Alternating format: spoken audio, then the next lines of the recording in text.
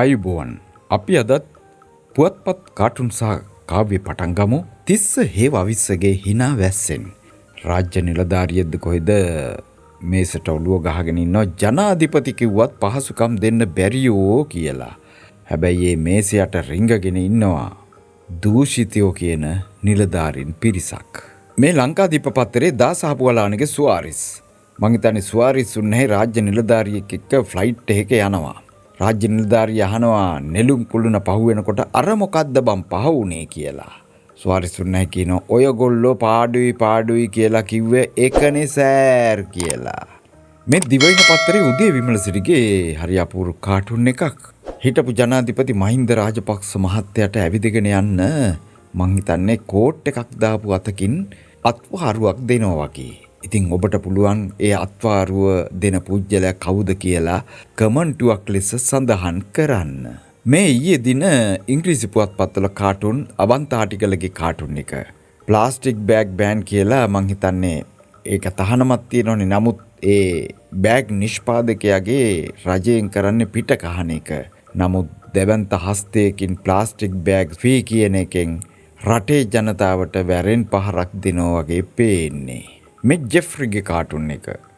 ජනාධිපතිතුමා මං හිතන්නේ මැග්නිෆයි ග්ලාස් එකකුත් අරගෙන රග ක්‍රීඩා කරන්න යනවා. නමුත් රග බෝල් එක තියෙන්නේ තාජුදීන් මර්ඩර් කියන බෝල් එකෙන් තමයි සෙල්ලම් කරන්න යන්නේ. මේකත් ඒ සම්බන්ධවම කාටුන් එකක්. තාජුදීන් කේස් කියන රගර් බෝලෙට පැරෙන් පහරක් දෙන්න හදන්නේ මං හිතන්නේ මැද මූලන වලව්ව ඇතුළට වගේ බෝලේ යන්නේ. මේ ජෙෆ්රිගේ කාටුන් එකක්. අධ්‍යාපන ඇමතිනි හරිනි අමරසූරිය මෙනවිය ප්‍රපාතයක් අයිනට ගිහිල්ලා අහක බලාගෙන ඉන්නවා.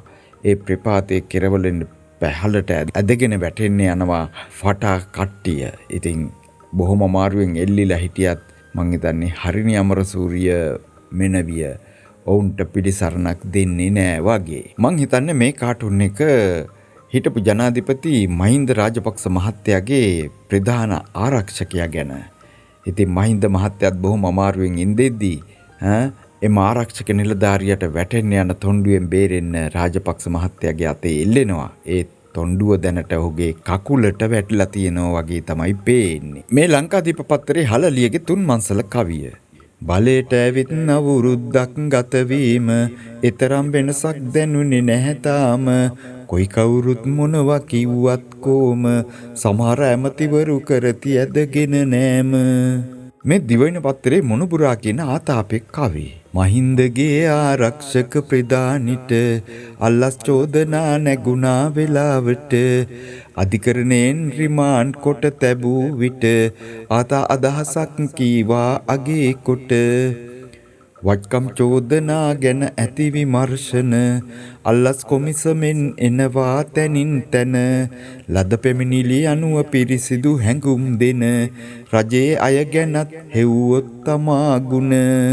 මේ දිවයින පත්තරේ අනුරාධගේ ඕකයි තත්ත්වෙ කවිය. නන්දලාල් මහ බැංකුවේ අධිපතිට දොස් කියා දෙහි කපලා මහතදට ආවත් විමල් බැට් කෙරුමට පිච් එකට තාමත් බෝලේ දඟ කැවෙනවා එක දිගට. මේ ලංකාදීප පත්තරේ අසංක ඉන්දුනිල්ගේ පොලිටිකල්.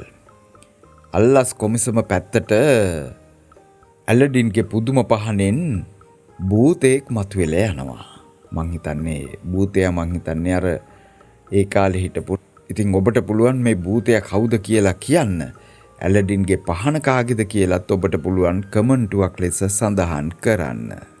මේ ලංකාදීප පත්තරේ පන්කජරුවින්දගේ සරදම්. දේශපාලකයා කියනවා සීගිරිය වතුර මල් වලට ජලය ලැබෙන හැටි හොයාගෙනලු. සරදම් කියනවා මේ පාර නම් වීරවංශ සීගිරිය බලන්න යයි කියලා. මේ දිවයින පත්තරේ ජයරත්න වික්‍රමසිංහගේ ෆේස්බුක්. දෙන්නෙක් සාකච්ඡාවක එක්කෙනෙක් කියනවා හිටපු ආණ්ඩුකාර නෝනගේ වැව්තාවුල්ලේ තිබුණු හෝටලේ කලින්ම කඩලා ඉවත් කරගෙනලු. අනිත් කෙනා කියනවා යකඩෝ එතකොට කෙහෙල් කැන කලින්ම වැටපැනලද. මේ දිවයින පත්තරේ චමුත් පද්මශ්‍රීගේ ශ්‍රී සමයන්. දෙන්නෙක් සාකච්ඡාවක එක්කෙනෙක් කියනවා හඳුන්නෙත්ති කියනවා ඇති වී ඇති ආර්ථික පිබිදීම නිසා ජනතාවට පොත් ගන්න සල්ලි තියෙනවලු.